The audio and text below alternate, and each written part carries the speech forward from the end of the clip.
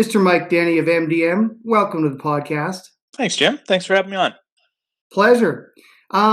Before we get into the nuts and bolts of it, why don't you just take a moment and tell everybody a little bit about your background experience in the music business, and then parlay that into how you got things rolling with MDM itself. Sure. So my background is actually in sales and marketing. That's where I got my start at the major labels with Sony Music Canada and Universal Music Canada in a variety of different sales roles that weren't related to country. I've done everything from kids audio and video to classical jazz and strategic marketing, which is compilation packages, to working for an independent distribution company that actually signed a deal with one of your clients, Aaron Perchette, way back in the day, and that's where I met Carmen Choney and Mitch Merrick. I was director of sales and marketing for English Canada for a company called Fusion 3, and we signed Aaron for distribution to his Big Wheel record. And that kind of got my foot wet into the Canadian country music scene. And at that time, our offices in Toronto were in the basement of where the Factor building was. And I became very good friends and quite close with Heather Ostertag, who helped me out big time. And then in the height of the recession in 2008, much like the times that we're in right now, I was packaged off, and I had started MDM Recordings and incorporated MDM Recordings as a company that was just going to get me through until I got my next corporate gig. But that never happened. We had started to have some success with the production and distribution in the early days of MDM Recordings with Julian Austin and Melanie Doan and a band out of Calgary. I had my first top 10 with by the name of Joe Hick. And at that point, Mitch and Carmen were still working with Aaron. But as we got into 2009, that working relationship had dissolved, and Mitch had been sent some demos of Chad Brownlee, who had just finished up his hockey career. And these were kind of Jack Johnson-ish type songs, and we signed him, and we partnered up, the three of us, and at the same time that we were getting Chad up and off the ground, we signed Bobby Wills. And then I was also going through my Facebook feed on a Saturday morning and came across two videos from a 19-year-old female by the name of Jess Moskaluk, who we have signed and worked with, and obviously now is a client of yours through Invictus on the agency side of things. So it's been quite a ride. But it's ironic that the shirt I'm wearing is an insert to a 45. When I started in this business, vinyl was just going out, and now vinyl's coming back in. And I've been doing this a long time, over 30 years now. I'm not going to give you the precise years, but it's over 30. Oh, that's all right. Yeah, no, it's interesting how this business is so cyclical, and you guys had some really great success with Fusion 3 out of the gate. To go back to prior to MDM years, because up until Aaron had his number one hit 2 years ago, you guys actually had Aaron's highest charting single right out of the gate with Big Wheel. I think that landed at number 3 on BDS at the Yeah, it time, and did. it was like you landed with a splash in country music. Now, do you find that, and it must be this way, that the more success you have, the more the sort of floodgates open on artists wanting to sign with your company? And I'm sure you're still dealing with that on a regular basis. Now, one thing I can say about you guys is that you sign great artists, but they're all really different. Like Bobby Wills is a completely different thing than Chad Brownlee was at the time. Yep. Um, uh, Jess, completely different from Tyler Joe Miller, who's of course been one of your more recent success stories. What's the key in terms of what you're looking for as a label? We can talk about the management part too, but as a Sure. label, what are you really looking for when somebody approaches you? Well, for us, it always starts with the songs, and it's like dating. It's very much like a marriage when you get into a record recording deal or even a management deal for that much, because you're working together exceptionally close. But for us, it starts with the songs. Then it starts with your personality and your understanding of what the music business is. And I say that kind of loosely in that I don't expect you to know the ins and outs of the business to the same extent that I do, because you never will. You're going to be 30 years younger than I am, and I've been around a lot longer. But I do want to see that you have a basic understanding of business and the understanding of just how much work it's going to be to make it in the Canadian country music scene, excluding the rest of the world. concentrating just on Canada because it's tough. It's not easy. I'm thrilled that you actually made mention of each of our artists being radically different. That is by design, so that even though we have currently 4 males on the roster, each one has their own lane and their own sound and their own vibe, which allows us to maneuver the landscape a little bit differently than what another label would who had 4 males that all sound the same. Because it's exceptionally hard, as you know, to get artists on the radio as it is. But if they're all coming in and they're all sounding the same, then you're just compounding the problem in terms of trying to break through the stack of stuff that's out there for Canadian country radio right now. Right, and it's just a matter of time before one of them fires you. That's the other reality about it. Yeah. It's like if you have all these artists and they all feel like they're competing for the same spots, at some point that's going to breed team animosity. Yeah. And that's the last thing you want, especially when you guys are building this great, powerful management company and label, and it's very boutique by design, right? So Yes. so how do you manage those conflicts? Because there must be opportunities where someone crops up and you must be evaluating that and looking at them and going, is this going to be a conflict with artist A, B, or C that I already have? And then how do you weigh that out to maximize your opportunity still, because we're still all in business? Yeah, so that's an interesting question, and I never really thought about it too much up until we had to re-sign new acts in the last little while, and I'm talking about Don Amaro and Tyler Joe Miller, who are brand new signings to our company. And initially, I'm not going to say there was pushback, but there was some artists shaking their head, going like, "Hey, what are you doing? Like, I'm over here," and I'm like, "Yes, I know you're over there, but in order for us to keep the doors open and to keep moving forward, we need to replace the revenue that had left from 3 artists that we had lost in a 9-month period.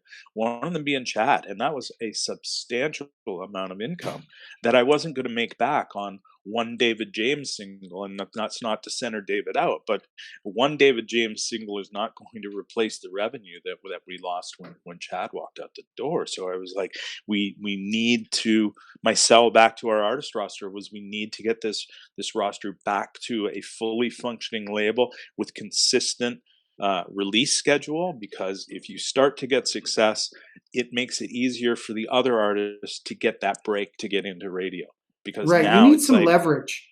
oh yeah, absolutely. You need and right now in today's climate, with just the way it is, you need every angle that you can possibly work to convince radio to play your songs. So if you're coming in going, okay, here's the new David James single. Oh, by the way, you know that MDM has just gone #1 with Jess Moskaluk and went #1 with Tyler Joe Miller on a brand new artist on a brand new song, and all of a sudden the momentum is there, radio can feel it, the industry can feel it, and it actually works for those other artists that have been here a little bit longer, to get that opportunity or the chance. So once Congratulations, those by the come, way, on those 2 number ones and on the market share that you're getting now with MDM. I mean, it's got to be your best year ever. it's going to be close. Revenue wise, it will be our best year ever for sure. Back in 2016, at one point, we had 3 songs in the top 15 at Canadian country radio, which we haven't been able to do yet. But I'll take those #1s. Those were special for a variety of different reasons. And, Jess being um, the queen of Canadian country, I guess, in the current landscape of females out there, for her to finally get one was an amazing feeling for all of us. And the Tyler Joe thing, I knew we had 3 good songs. I did.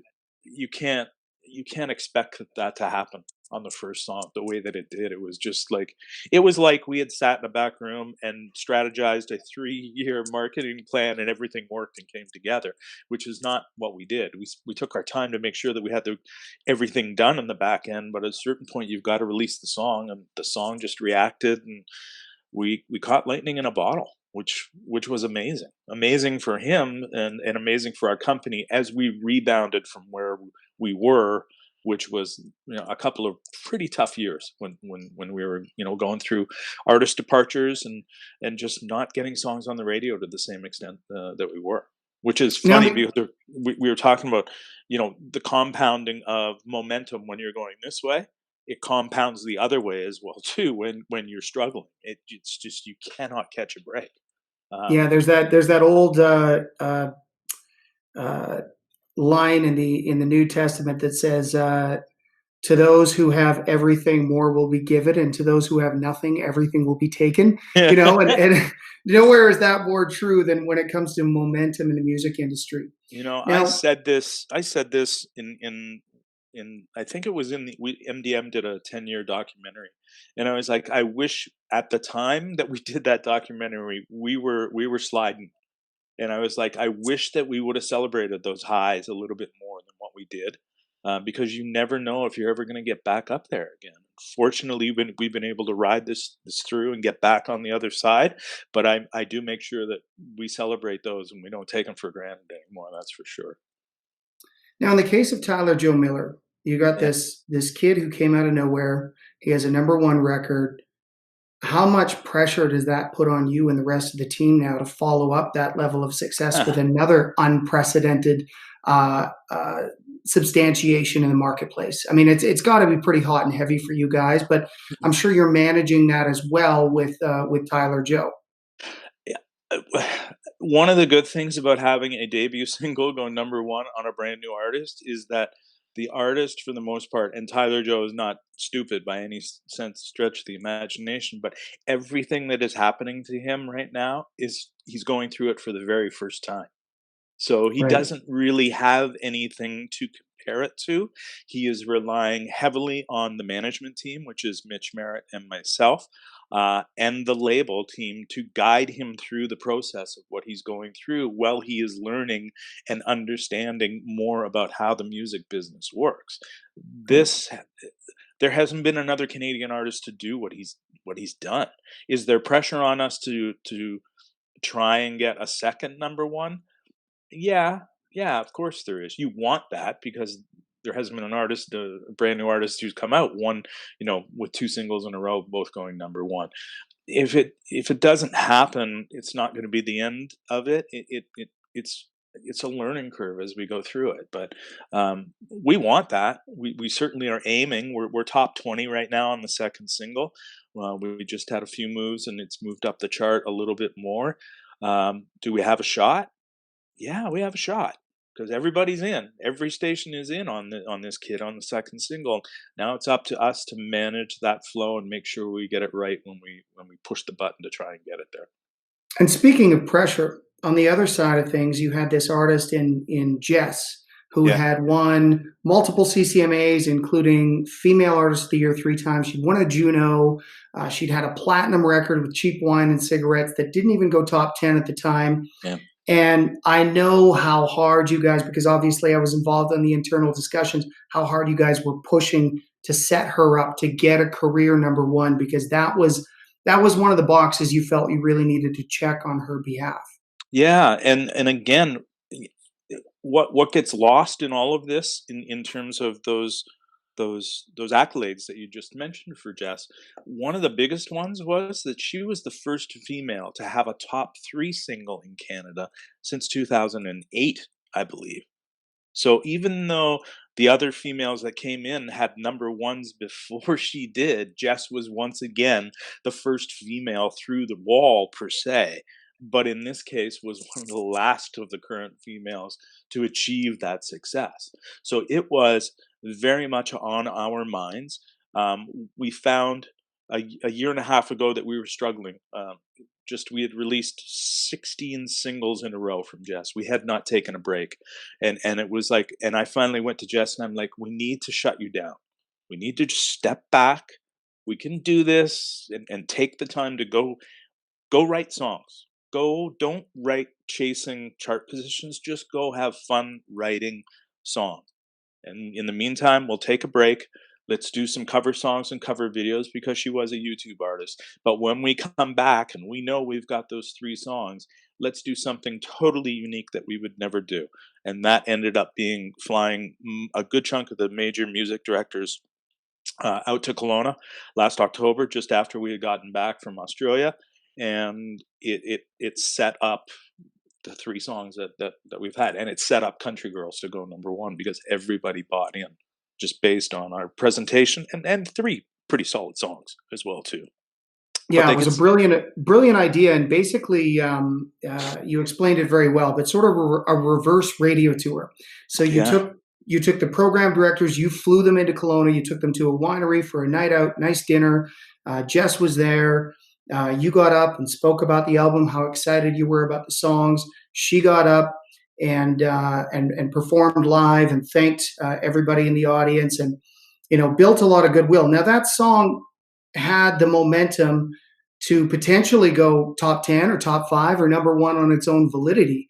But that concept really drove it home and really reminded the folks at radio how much you cherish those relationships. Yeah, absolutely, and we had some fun with it as well too, because we had 30 people in a room.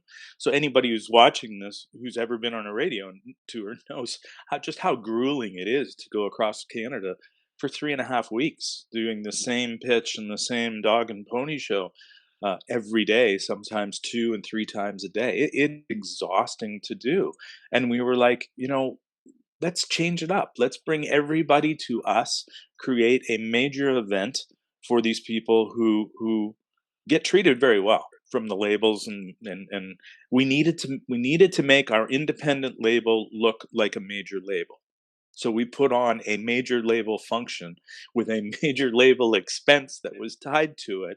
But in this instance, it relaunched Jess as a real solid entity in the Canadian country music scene and positioned a great song for us to get her back and get that #1, which was the goal. But that event. Oh, and again, if you remember correctly, we had tables. There was 4 or 5 tables, and we strategically had Jess sit at one table for appetizers to talk to all the music directors, and then move to the next one for main course to talk to everybody, then the next one for coffee, and then the final table for dessert. So she literally had the chance to. She didn't get to eat herself, but she got the chance to hang out with everybody and have those conversations that you just don't get a chance to have. And then it was in an environment where we could turn up the music, and I've never seen music directors dancing to an artist's song, but everybody was having a great time that night. It was a lot of fun and well worth the expense on the other side, and it did what we needed to do. Yeah, and Jess has such an ingratiating manner about her. She's just such a lovely human being. She's authentically engaged with you when you're talking to her. She's of course she plays the game, and of course she wants to be successful, but she Yeah. has a way of presenting herself as someone who isn't trying to work an angle on you, someone Hmm. who literally just wants to talk to you, just chat about your kids, like whatever it is, Yeah. whatever interest that people have. Jess has that magical ability to just make them feel like they're the most important person in the room, even though she's sitting right beside them. And that's something that I find as a manager, and correct me if I'm wrong, it's like it's almost intrinsic. It's really hard to teach or train somebody to be that ingratiating, that thoughtful, that engaged, and she just has it in spades. Yeah, I think a lot of that is her upbringing as well too. She's a prairie girl, and she is the same. She is the same. I'm going to say a woman now because we've been working together for 11 years, as what she was when she was a young girl at 19 when I first met her and first started working with her. And the deal that I made with her after we had the success of Light Up the Night was, let's partner, because I knew that the major labels would be sniffing around it to potentially try and scoop her, and I'm like, let's partner. So I'm going to give you 50% ownership in your masters, um, and I'll teach you the business, and we will become business partners. Your job is still to be the artist and be the best artist that you possibly can, but I'm going to make you a business person as well too, so that when you're sitting having those conversations, that you understand what those conversations mean and how those conversations go. And she's embraced that. She is one of this. She's this. I would say the smartest, most business savvy artist that I've met. In addition to being exceptionally gracious and Mhm. extremely talented as well too. She knows how to ask the right questions in the right manner. Yeah, Yeah, and that's imperative. yeah. Now, as you're signing artists as a manager, and you have this label, obviously, is there ever a temptation for you guys to take an artist you're managing to a major because of the clout they might have? Like, how do you navigate that internal conflict? That's a good question. We have always used the label to access the funding that is available, that's out there. So in the early days of MDM recordings, when I was traveling to Nashville quite a bit, and my focus was I got to get a major label deal, I got to get a deal for Chad, I got to get a deal for the roster, I've got to do this and do that, and it just dawned on me that it was, if we did get one, the artist would pretty much be signing away a lot of everything.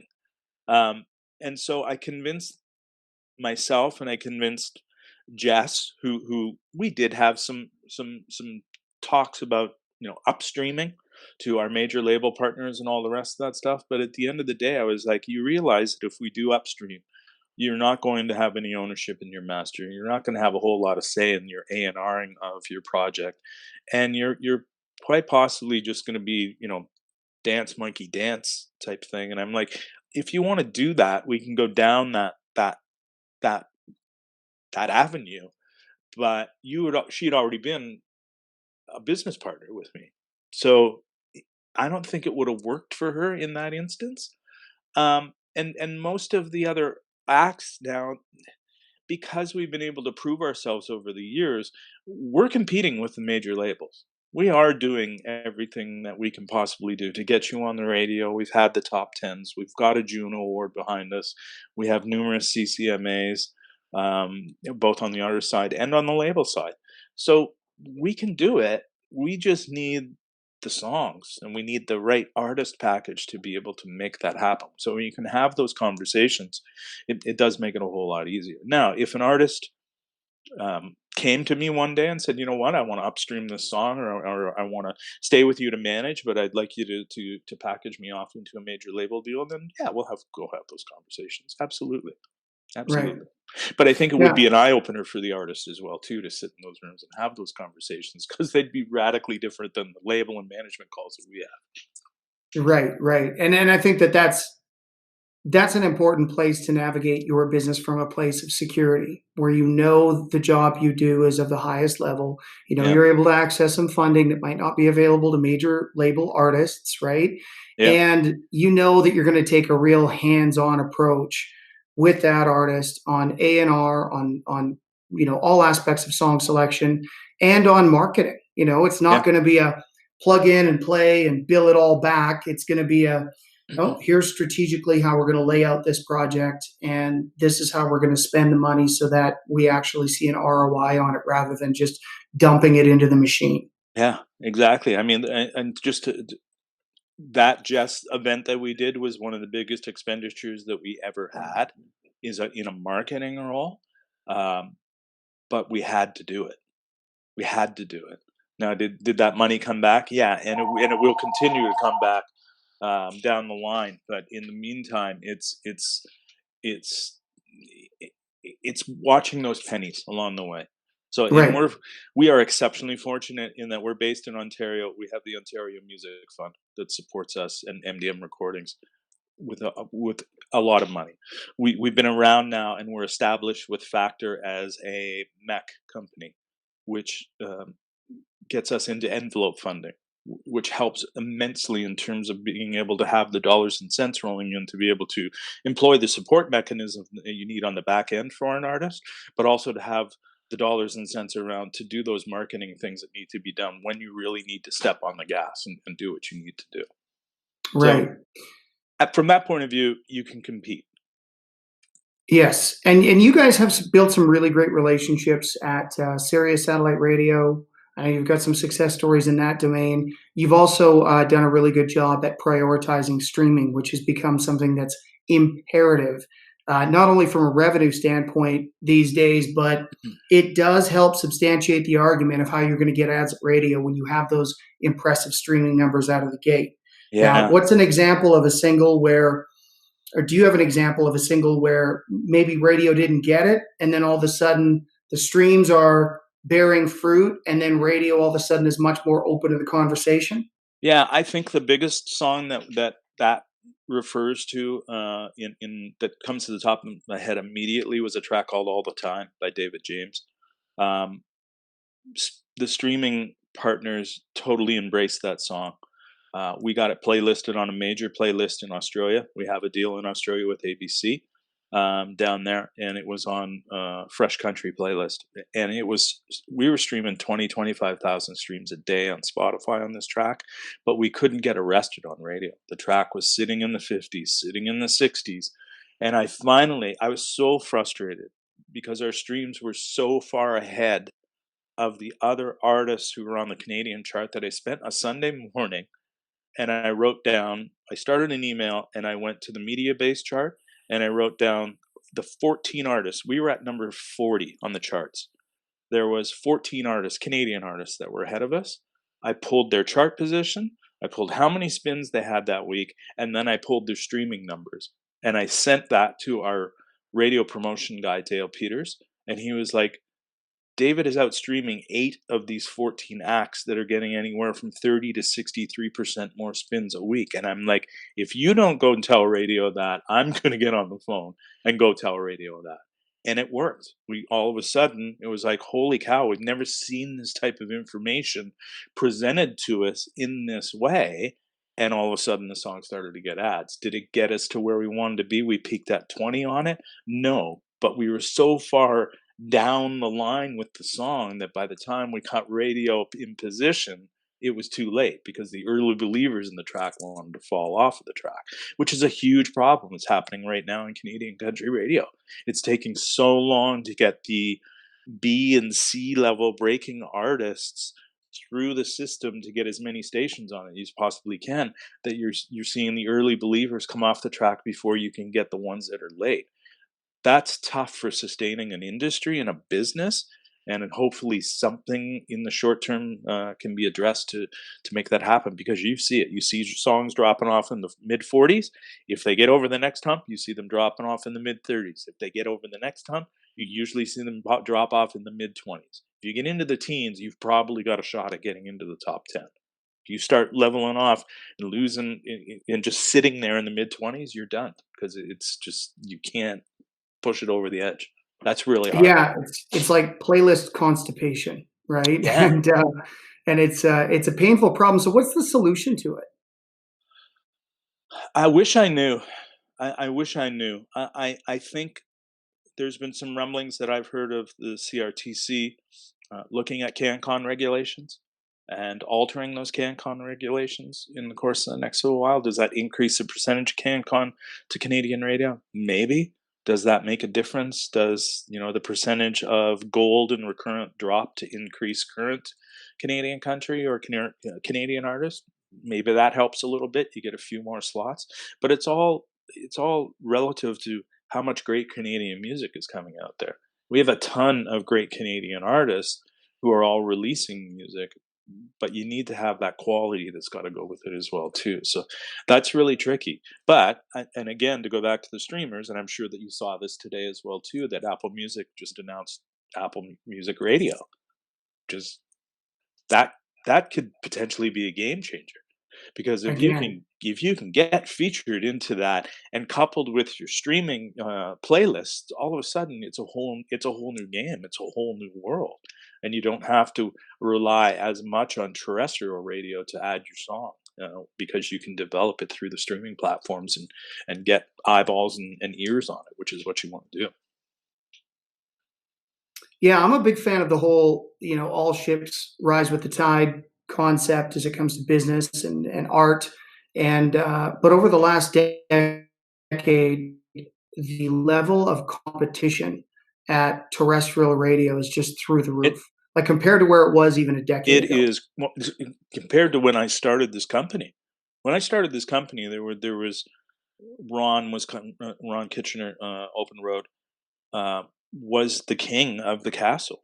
None of the major labels cared about Canadian country. None of them. I don't think any of them, at least when that I can remember, had any direct signings in Canadian country whatsoever.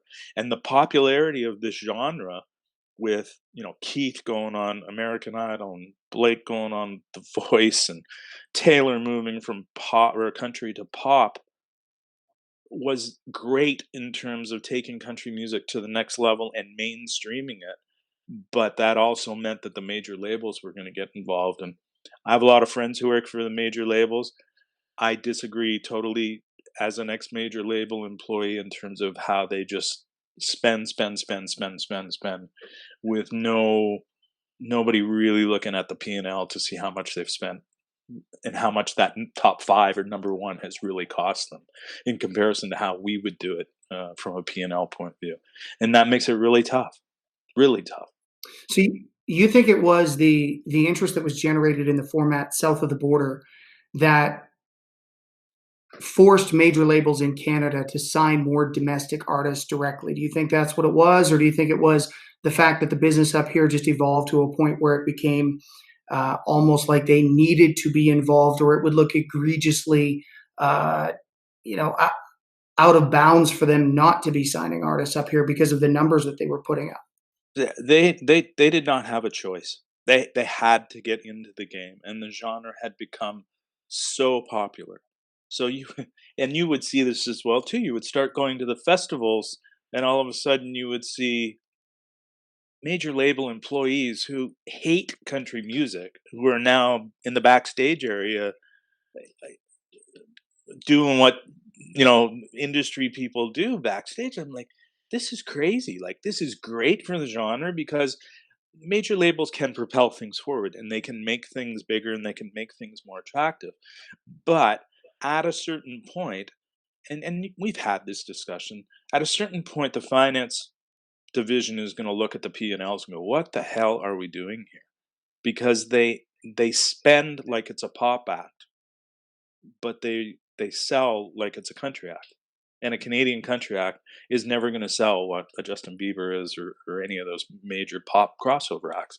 Canadian acts, we don't have that ability. Maybe one or two artists can really command that top dollar in the Canadian country scene, but most can't. And the income and the revenue that comes in from sales and streaming is severely less unless you can get on the major playlists driven out of Nashville and other parts of the world.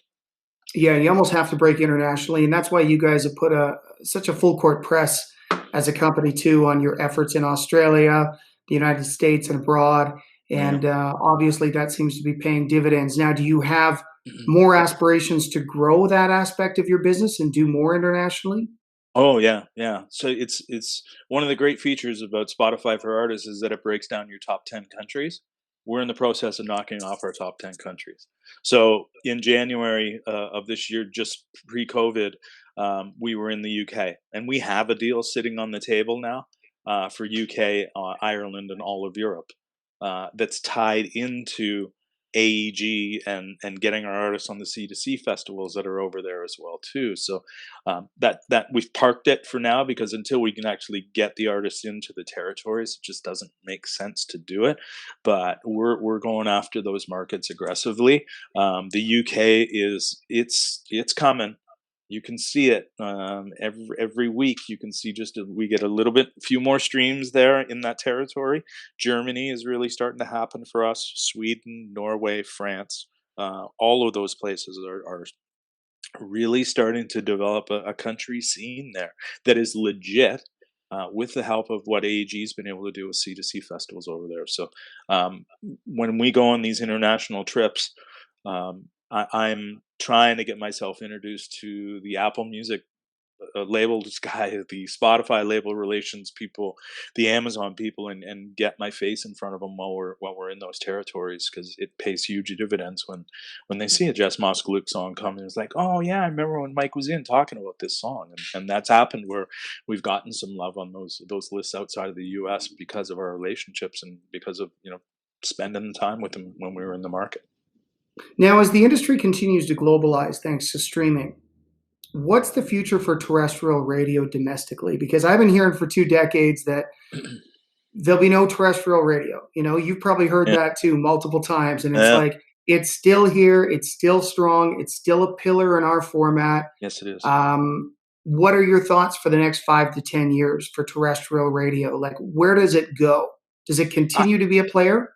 I think there is always a need for the local news, weather, and sports. So as long as people need that um, while they're driving to work or going through their day, then I think radio plays a huge part in that. Is there going to be the number one place where music is discovered? I don't know. I really don't know. Um, Interesting question. Yeah, but I've heard the same thing as you. It's going away. It's going away, and it's going away. But when you talk to the radio folks, it's like, yeah, we're down a little bit, but we're holding our own, and we're doing some new things, and it's not as dire as what everybody makes it to be. So I don't. I think it'll still be around. It may ebb and flow a little bit, like everything does in this business, but I think it'll still be around. Yeah, the benefit of radio, at least from a consumer perspective or a listener perspective, which I'm a fan of the format, have been forever. I know you love country music, is that it curated and worked as a filter to a degree. Hmm. Radio was the gatekeeper, right? They would give us the opportunity to discover new stars by sort of separating the wheat from the chaff, so to Yep. speak, right?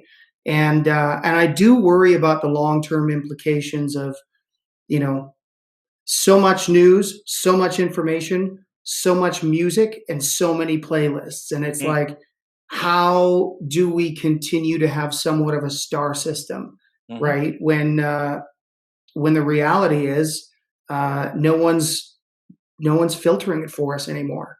Yeah, and I totally agree with that. One of the hardest things that I struggle with on a day in and day out basis is I can look at my streaming numbers and it's like, oh wow, we got 20,000 streams on Jess Moskluke on the first day. That's a lot of streams. But what does that mean? Where 5 years ago I could go to the iTunes top 200 digital download list, and I could see Jess Moskal who had number three, and I knew that number three on the chart meant that I was selling around 35 to 3,800 units a week. So I knew what my revenue was, and I knew that that would generate into popularity with the music directors and program directors to get the song on the radio, to create the buzz and the demand and all the rest of that stuff. I don't know what a million streams does for the artist. I don't know if it resonates yet to create a fan base that is rabid for when that artist goes out and tours Canada. I don't. Right. I have no concept, no idea of how that works. I think it works. I think it will continue to help artists build a fan base, but that's always been the greatest thing about your local radio station.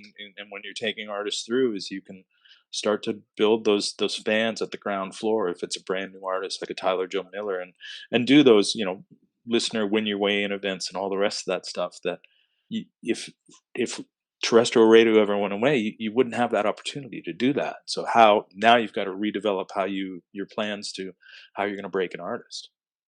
And from a management and label perspective, how much does the live strategy play into what you're rolling out for an artist overall?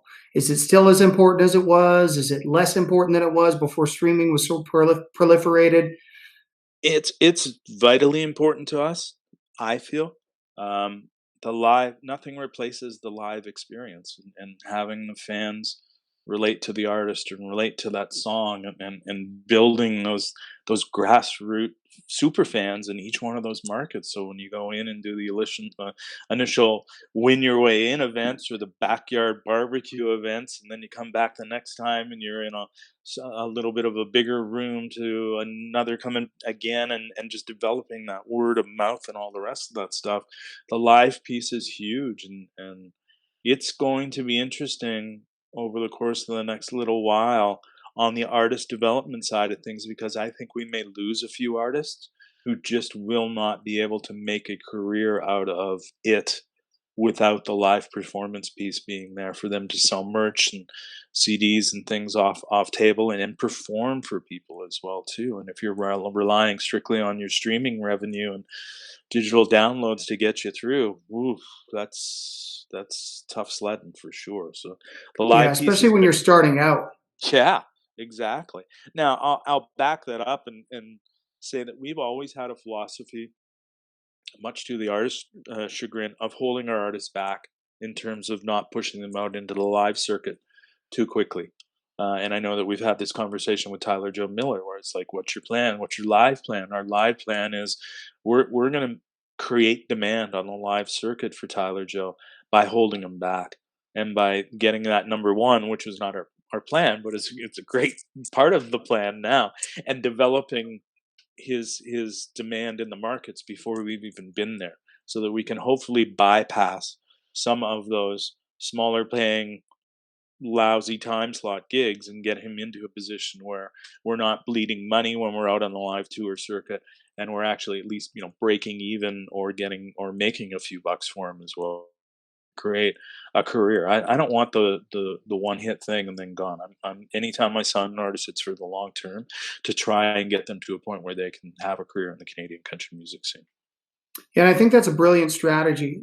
Build the demand and then nurture it, right? Because traditionally speaking, a lot of old school managers wanted their artists on every summer festival, regardless of the slot, regardless of the money. And it was like push, push, push. And as an agent, uh, a lot of times I would be looking at it going, okay, if this is the mandate from the top, I'll execute. But here's my concern. That artist has one song that people know. They're going to be on the stage for a 60-minute set. So what are they going to do for the other Or longer. 56 minutes? Right, Or right. longer. Or Yeah. longer in some cases. And if they're playing at noon on these major festivals, I mean, everybody's hungover from the night before. Nobody's there in the audience. Go a step further. Say they're playing for $2,500, but because the festival was a fly-in, it's costing $3,500 to get them there. Yeah.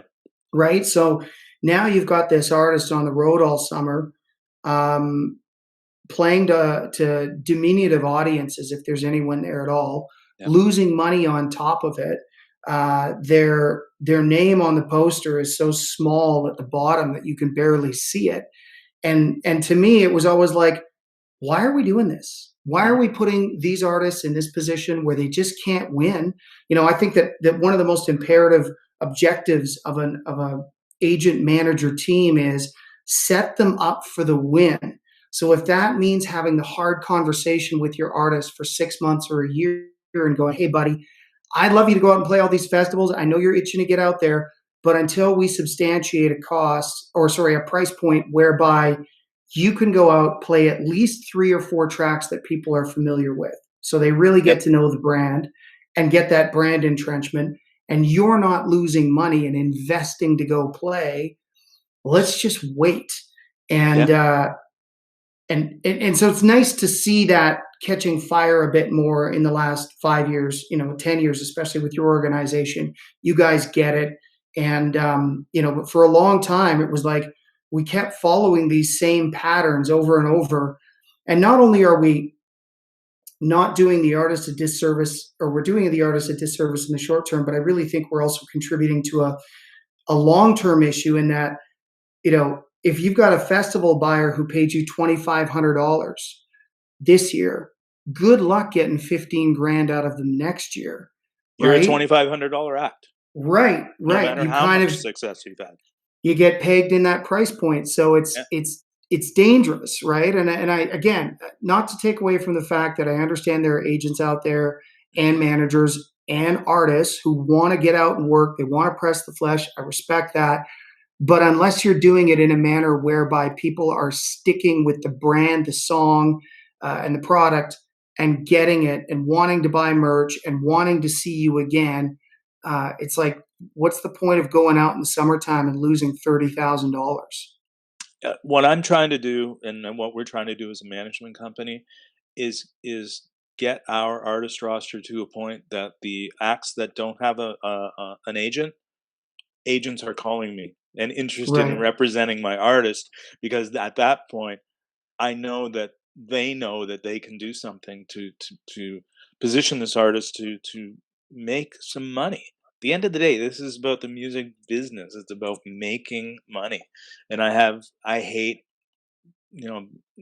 seeing acts go on at noon in a $500 slot and the talking point is they're on the festival, and that's it, and then it's over and nobody's seen them, nobody cares, and then if they do have some success, like you said, it's really hard to move from 500 to $10,000 for a slot, and because you're pegged as that act. And the second greatest phone call in the world, if it's not from an agent, is from a festival buyer who's interested in bringing your act in, and you didn't have agency representation, because you're doing things right. It is the toughest thing in the world as an artist to go through. We went through it with Chad. We went through it with Jess. We're going through it with David James to a certain extent. And it's hard because they want to get out and play, and they need to generate some money and income and live and all the rest of that stuff. But now once you get to the other side, tends to put a lot more money in your pocket and sustain you a career instead of just that period of time where you might have a couple of songs on the radio.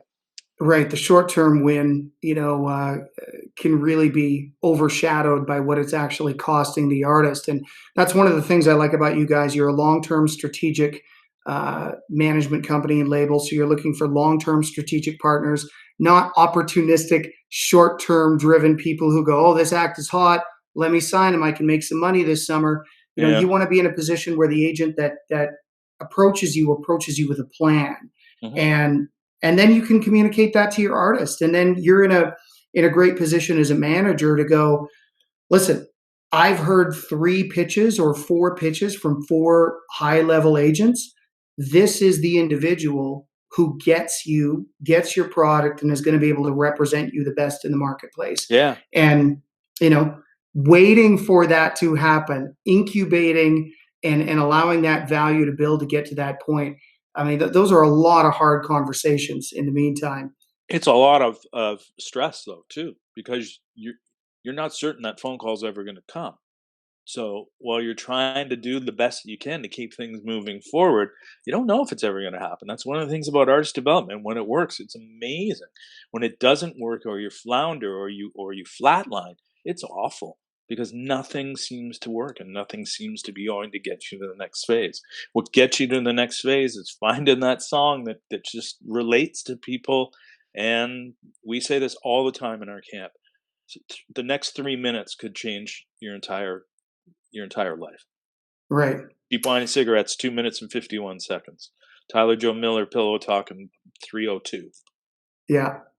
There's two great examples right there. Yeah. Now, as a manager, and I know you're stubborn, and I mean that as a compliment, but at what point do you pull the plug if it's like, okay, we've tried, we're into this project 4, 5, 6 years, we haven't been able to crack a top 10 at radio, we're not getting the streams, the marketplace isn't responding. At what point generally do you go, listen, maybe I'm just not the right fit for you? Because that's difficult to get to that place, but at some point you probably do get there. Yeah, and it's usually the P&L statement that will reveal how much more effort you can put into it. So when you get that long in the tooth and it's not happening, chances are, I've always had this flow. If I'm not happy, chances are the artist is not happy as well too. And at that point, you can sit down and you can have that conversation and be open ended about it at that point in terms of, okay, what would you do if you were in my position? We're umpteen singles into this thing. There's more red on this piece of paper than you can shake a stick at. If I cut all my ties right now, I can at least make back 20% of that red number. But if I continue on, it's going to be another investment of $100,000 with no guarantee that we're certainly never going to get out of the red unless something unbelievable happens. But do I want to make that investment? Because it's hard work, and when it's not working and not getting it to where you want it to be, that's usually the time that you've got to take a look at that and have that conversation, or make a decisive decision to go, okay, we're giving this one more shot, whether it's a song or a couple of songs. And if it doesn't work, at that point, we need to wrap this thing up. And that's sad, because you sign, every artist I sign, I'm signing to make them a star and make them profitable and try to give them the opportunity. And over the years, not every act that we've signed has worked, and there's been some colossal disappointments. Haley was one of the biggest disappointments we've ever had in this roster. And for those people who don't know Haley, she's an amazing, amazing guitar player. That we thought we had something international there, and we could not get it off the ground. We just couldn't do it. She was like a female Keith Urban. Like, it was Yeah, just so cool and yeah. so different, but maybe ahead of her time. Maybe just a little too outside the box for radio. Yeah, but it's funny now because you see what a Lindsay L is doing, and Right. Haley was before Lindsay L, and just as talented, and no disrespect to Lindsay, but Haley might be a little bit more talented in the ability to play the guitar. She's just got this talent, but we could not get it off the ground of our life dependent on it. Just so frustrating, so frustrating. Is it preferable for you as a manager to sign an act and build them from the ground up and be involved collaboratively in that process from day one? Or would you prefer to sign an act that's got some equity, got some things rolling already, maybe had a label deal or two, just things haven't worked out and now you've got a plan and vision for them? I mean, where do you generally defer? What would you rather have? I would rather start at ground zero. We have signed artists who have had some success along the way over the years to the label side of MDM Recordings, and every time I've done it, it's just never turned out well because the if it's a label that was if it was an artist that was signed to a major label, their expectations of what a record company is are so far out of whack in comparison to how an indie label operates. And the expectations are just don't line up with the realities of what can happen. When you start at ground zero with somebody like a Jess Moskaluk or a David James or a Tyler Joe Miller, um, you get to build it together. And I'm a big fan of educating my artists along the way, so that we get that buzz of the initial success and everything that's going, and then we build off that. But at the same time that we're building off it, we're educating our artists to become smarter, to become better, to work on their craft, to understand how this machine works that is the music business to get you forward. And I've had acts that were signed to major labels, and I know that you talked about this in the Kitchener thing, and that I wanted it more than what they did, and that's death. It'll never work when the label or manager wants it more than what the artist does. And there's this interesting thing that I've seen time and time again, where certain artists, they want to be a star. They want this thing that encapsulates success and being on the road and having fans, but they will do everything in their power to stop that from happening. It's a weird thing where they're afraid of success. And I've seen that a couple of times along the way as well too, with acts that we've had and major label acts or that were signed to major label deals. It was like they almost get in their own way of preventing what they want to happen. It's a Right. bizarre thing. It's Bizarre. a yeah, I think it's part and parcel to some aspects of artist psychology. There's this pattern of self-sabotaging behavior at times. And I think just like we all have a little bit of it in us, depending on what it is we're tackling. A lot of times for them, it's the fear of, if I put it all out there and I show up at my best 100% and the marketplace doesn't accept it, I can't take that. Hmm. But if I show up at 60%, I can always say I didn't really want it anyway. Yeah. And Yeah. it's like this.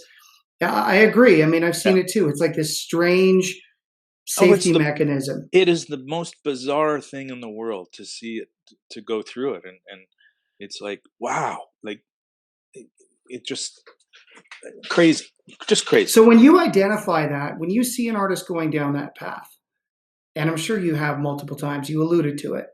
How do you get them back on track? Do you actually confront them on, hey man, something's off here. I don't know why you're doing this because it's completely not aligned with your goals. and you identify it and then you try and root it out? Or do you take a more, I guess it depends on the client, but do you take a more indirect approach with it? Like, how do you generally handle that? Sometimes it's tough love. Sometimes it is a very straightforward, candid conversation about this needs to change. And here's the reasons why this needs to change, if it's one specific instance. In other areas and other artists that I've worked with, the damage is done and it's too late. You can't fix it. It's unfixable because of the decision that they've made for whatever they're doing. We will, I will give the artist as much rope as they can handle. Hmm.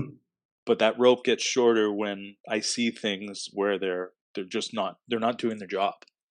They have a Right. job to do, and if it's happening repeatedly, then at a certain point you just got to go. You know what? I think we're not the guys for you. Yeah. And I think there's something to the unspoken intent of a good industry person, of a good manager who, it's one of the reasons why I don't end up at war with a lot of my clients in these situations or when I witness something like that, because a little bit like a parent, they can feel that you want the best for them.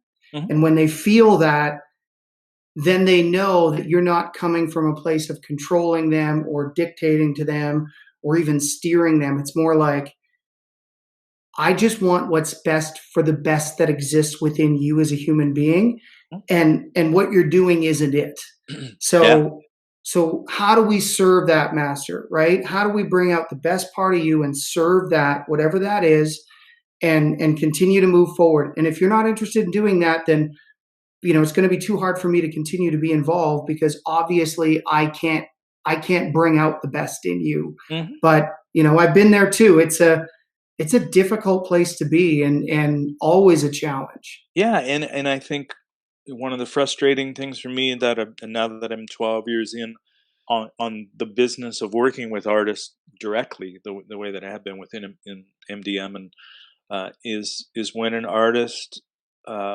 leans on you heavy in the early going, but then thinks that they're smarter than you when you start to have some success, and it gets down the line to where they start making stupid mistakes because they're not taking the advice that their team is giving them and providing them with direction. It's like, I got this. I know all. And we've seen this numerous times with artists who have some level of success and then the wheels completely fall off, even though it's the same team. 9 times out of 10, I believe that it's because the artist has stopped listening to the people who got them to the certain level that they were at in the first place, because they thought that they were better or they didn't value the input that their team was bringing to the table. That's frustrating. I've had that happen a couple of times. Right. And if you're a good manager and you actually care about your client, you're not always going to be the person who tells them what they want to hear. You're going to tell them what they need to hear. And sometimes that's a massive distinction. That is one of the greatest things about within our management company. For the most part, I'm never alone. I've got input from other parties, whether that's Carmen or whether that's Mitch or even Tiffany to a certain extent, or Lori Brown in the Don Amaro case. So I'm always the bad guy. I'm the key man in the majority of the management clauses that we have, and that is understood that the good news is probably going to come from Mike. The bad news and the things that need to change is probably going to come from Mike as well too. So within our family and within our team, you can have those altercations and you can have those disagreements as long as it doesn't become personal. Totally fine with arguments and disagreements, but at the end of the day, we take what the issue is, we solve the issue, and we move forward without getting into personal stuff. Because if it gets into personal stuff, then you're in a whole another area of trouble. So I'm always the bad guy, which really sucks because it's hard. It's hard to be that guy, day in and day out. And I'm sure that the artists are going, "Oh God, Denney's calling me again, and he's all over me again for this. Why doesn't he ever tell me any good news?" Well, chances are, if the good news happens, you're going to find out from somebody else before we can get to you anyway. We years ago, Right. this is hilarious. We had gone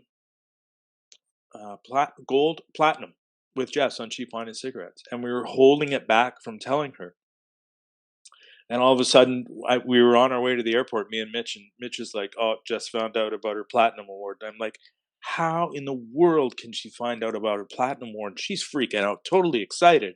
We were planning on making it a thing, and I think we were going to the CCMAs to do this whole thing and present it to Surpriser. her. Yeah, exactly. And it turned out to be Music Canada posted it out on their Twitter feed, and I'm like, you guys don't have 1 cent invested into this artist. What gives you the right to be able to do that? And it was like, oh, well, you didn't click off the little box that says that we're not supposed to speak. I'm like, you've got to be kidding me. You guys need to change your policies, because that would have been a great opportunity for me to be able to go to Jess and say, hey, guess what? I have some good news for a change.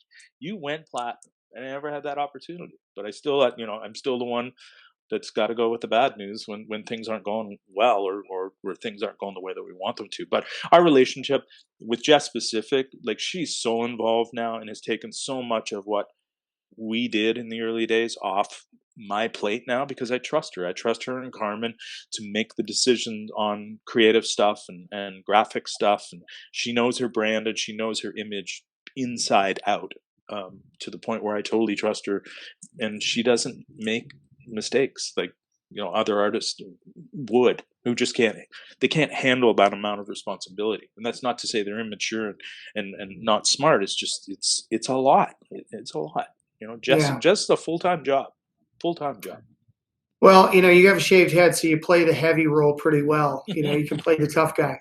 Besides that, you got good backup in Mitch and Carmen for sure. Yeah. Because I've seen how well they deal diplomatically with difficult conversations and how respectful they are, but how firm they are. And building a great team is critical.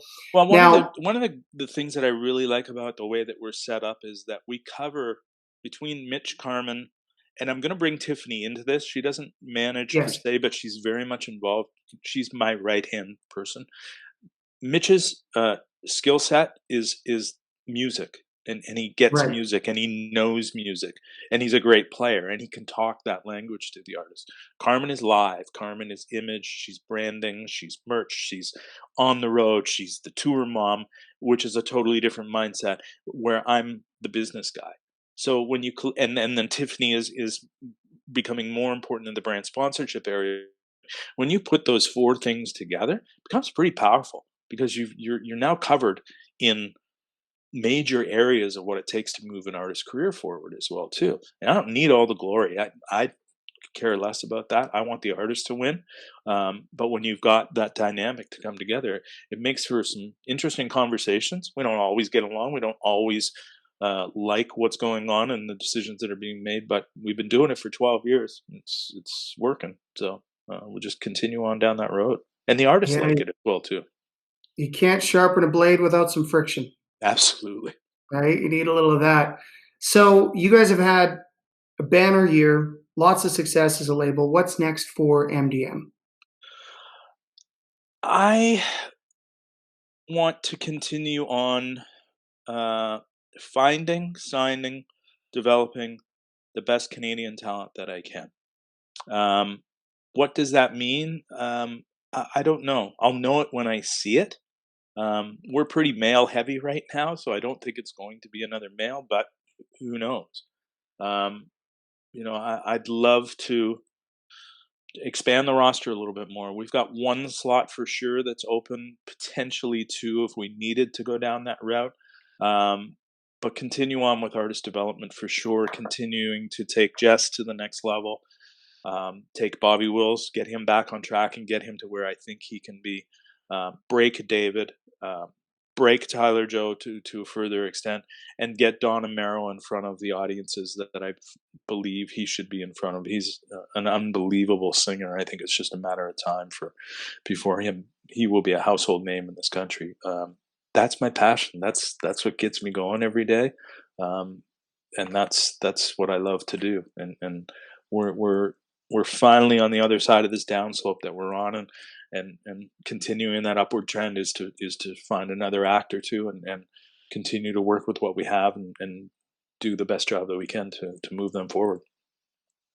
So Well, at that point, it just becomes, when do I want to retire? I don't and know. when would that be? I mean, because you clearly this does light your fire. Clearly, you enjoy it. Yeah, I don't know. I've said to Jess numerous times, it's time for me to retire when I just don't feel that I'm contributing to the level that I need to contribute to. And before that ever happens, we will have those discussions so that if we need to, move you into a label deal or something like that, or make some adjustments on the management side, then that it's going to happen long before I pick up the phone and go, hey, I'm out, right? Like I'm done. That's not my thing. But the music business is. I don't wanna be, and we've been doing this for a long time. I don't wanna be that guy at the conferences who is well past his best before date, but hanging on for dear life, um, because he didn't save enough money or didn't he's gotta work to keep going. I don't wanna be that guy. Um, I just don't know when that is. I'll be 59 in November. Is it when I'm 60? I don't know. Is it 62? Is it 65? I don't know. I don't know. I'll Yeah, know but I it mean, I'll know it here in my heart. if you continue to be as passionate and as enthusiastic, and the other thing to think about is what's on the other side of that for you, right? Because that's a big consideration. Like, Yeah. 65 sounds like the right time to retire, but not if you're going to live till 90 with no purpose anymore. Yeah. And I know you love what you do, and so I think the business certainly would have a gaping hole in it if you left now. But it's good that you bring that level of self awareness to it. But you know, I'm more concerned, because I own the company right, and I have an umbrella of 14 or 15 people underneath me. It's like, what happens to those people in addition to the artists? Because is somebody gonna buy MDM recordings? Well, maybe, but they're buying me for the most part, and that's not to sound egotistical. My name is all over the company. So, and I'm involved in every aspect of what happens in this company and every aspect of everything that's going on with the artist. If I get to the point where I want to step back a little bit, uh, I don't want to sell somebody a bill of goods. right. So that I struggle with that as well, and I want the younger people to still have the opportunity to have a gig in the music business as well too, regardless of whether it's with MDM, and that just worries me. There's a lot of stress that goes on in my brain in terms of just making sure that if it ever came to an end and we got up one day and it was all over, that those people would be looked after, whether it's the artist or whether it's the support crew that we have around us. I think about that all constantly. Well, it's stress, but I think it can be reprocessed as inspiration too. I mean, it's not a bad thing to understand implicitly that you have people who depend on you to continue to add value, people who depend on you for their livelihoods. Hmm. Like as I get it. I mean, it's a duality. I understand that there's a responsibility and an accountability aspect to that, but sometimes that's where the magic is because Yeah. you're not replaceable, and once you sort of like settle with that and go, yeah, I can't be replaced, so I just better step up and bring my best version of myself to my job every day because people depend on me. That's a rewarding feeling too. Believe me, when you're in the trenches and when you go through what we went through that was the hardest 2 years of my entire life because there was numerous times when I did not think we were going to ever get out of that hole and get to the other side where there was at least a little bit of light at the end of the tunnel. It So what just kept seemed you hanging on? stupidity. It's the only thing I know how to do. It's I I believed so much in the artists that we had that I was like, we will get through this. I mean, we compounded our problem in terms of having three artists leave the roster, but we also shut our biggest artist down for 6 months in that period of time as well too, where we didn't release anything new music wise or but it was the right decision to make. Right. And every decision that I make is not usually based on dollar signs for the most part. It's based on passion and it's based on, is this the right move for the artist? And at that period of time it was.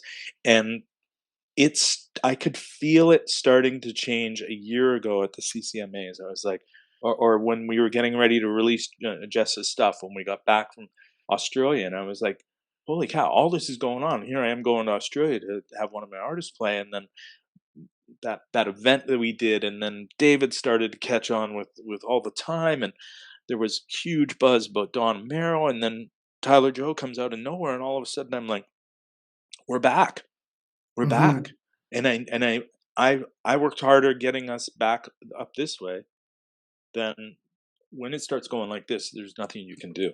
You just can't, because you can't replace what's walking out the door like that. It's a 2 year process, and we Well, you knew can do that. what you did, which is you can lean into it, work harder, work smarter, get innovative, right? And make a comeback. You did Yeah, do that, yeah. and so that's always an option. Um, I just think the business is better for you in it, and Thank I'm you. glad you're part of it. And I know you love golf, but like, how much fucking golf can a guy play? So you might as well hang in there for a few more years, especially when you continue to be such a pillar in the business for all of these artists and all of the industry people who look to you for wisdom and for inspiration as well. Well, I still love what I do, and it, but it is, as every year gets a little harder, because it's a little harder to stay out until 11 or 12 o'clock or 1 o'clock in the morning when you're at the CCMAs for 5 or 6 days. It's harder to do, so it's changing your mindset from what it used to be, which was the guy who was up till 3 or 4 or 5 o'clock for 4 or 5 nights in a row, big smile on your face, and doing the panels, and you've been there, right? We've all done that stuff, to managing your time so that you're not totally exhausted on the Sunday night, and you can still get back to running your business on the Monday or Tuesday after the CCMAs, once everything's back to normal, or whatever But it is, the festivals or whatever. you also had some health problems that probably really exacerbated the situation and made things so much worse, especially on the energy front. Now Yeah, you're in a better space, you're taking care of yourself. yeah, So, for me, I just found that I couldn't stay out that late and drink anymore. So I had to like lay off the booze, and that was tough because I like my gin and sodas, right? yeah, But it was like, if I'm going to be out till 2 in the morning, I have to drink soda water because there's just no way I'm getting out of bed the next morning for that panel at yeah, 8 a.m. And yeah. and so there are little tweaks and little hacks, and I think that now that you've got your health back, you've got some energy there too, and the ability then to deploy some energy against your job and your life. Yeah, I'm in a totally different place. When we were in, I'm gonna say 3 or 4 years ago, maybe around 2016, I was at rock bottom, and we were in the Bahamas doing a cool thing at this 5-star resort in Exuma in the Bahamas, and I was done. I was totally exhausted. I was extremely burnt out, and that's where kind of I had the back problems, but at that point I started getting liver problems. So on the second last day, my eyes were completely yellow, and Jess was like, "Your eyes are like completely yellow," and I was throwing up, and I was just not in a good place. And when I came back and saw my doctor, he's like, "You need to shut it down. I need you to take 2 or 3 weeks just to get sleep." And I wasn't sleeping. I was sleeping maybe an hour or two a night, because I would just toss and turn with so much that was going on in my brain, but I would still be trying to function at the highest level that I possibly could, and stay out until 5 o'clock in the morning drinking the wine and doing all the rest of that stuff. So Were you it, drinking rum too? You were in the uh, Bahamas, so well, there probably a little bit of everything, little bit of fair enough. everything that Fair I enough. should. But that was kind of the wake up call. He's like, my doctor was like, "You keep going this way, and you're gonna have some serious problems, or you need to make some adjustments." And it finally got through my thick skull that I was, in my mid 50s, and I'm not a 21-year-old anymore, and I need to make some adjustments. I still go out and I have my fun, as we all do, and I pick my battles now, and I'm just a little bit more health conscious about what I eat. I'm with a personal trainer now twice a week, although it doesn't show. But it's helped my back immensely, which was the biggest thing. Like, I couldn't move. I would get up in the morning and be 3 hours before I could physically move without hanging onto walls, and it was awful. I never want to go back to that. So but that you got to go through it to get to the other side to learn that you don't want to do that again, right? So it's part of growing up. Mike, you're a beauty. I'm glad you're on the other side of that. Congratulations on all the success. We've been talking for more than an hour now, and it's flown by. So Crazy, um, I'd love to have crazy. you on again. Thanks so much for sharing everything as openly and honestly as you were able to. That was awesome. No worries. This is great. A lot of fun. I didn't realize it's an hour and 20 minutes. Flew by Yeah. faster than my gym session with my personal trainer. Well, I don't know if that's a compliment or not, but I'll take it as one. All good, my friend. All good. Pleasure talking to you. Appreciate it, man. Great. Okay. Yeah. Thanks for doing this. All We'll right. chat with Yeah, it you was here great. soon. Okay. Okay. Take Take care, care. Jim. Bye. Bye.